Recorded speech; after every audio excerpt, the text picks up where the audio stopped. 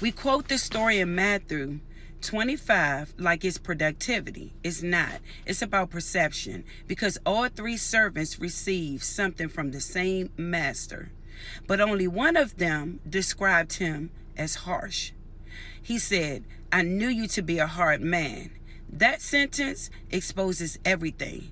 The servant didn't bury the talent because he was lazy.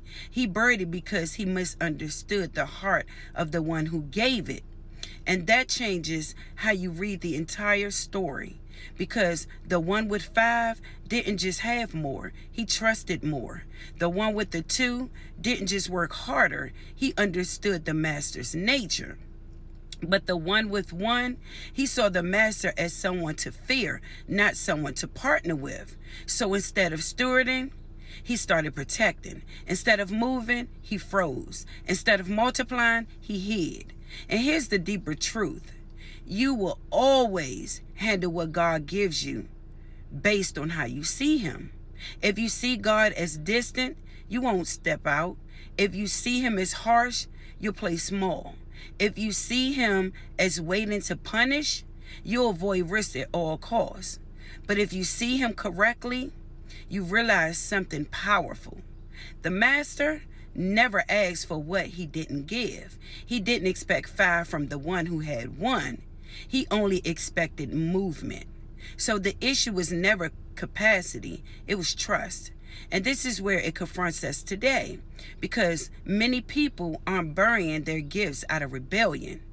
They're burying them out of a broken understanding of God. You think if you step out and fail, God will be disappointed. You think if it doesn't work, you'll be exposed. You think you have to get it perfect before you move. So you bury it. Call it wisdom. Call it waiting. Call it being led. But heaven calls it something else. Unused. And then comes the part that shakes people. The master says, you should have at least put it with the bankers. In other words, you could have done something. Because in the kingdom, imperfect movement is better than perfect hesitation. God is not measuring you against someone else's 5. He's watching what you do with your 1.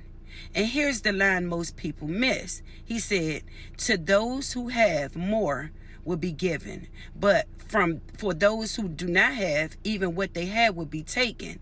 That sounds harsh until you understand it. Have doesn't mean possession. It means application. Those who use what they've been given grow. Those who refuse to use it lose sensitivity, opportunity, and eventually the gift itself. So this isn't just about gifts. It's about responsibility, trust, and urgency, because the master is coming back. Not to ask what you intended to do, not to hear your reasons, but to see what your life produced. So here's the real question. Is your life reflecting trust in God's character or fear of getting it wrong? Because one leads to multiplication. The other leads to buried purpose.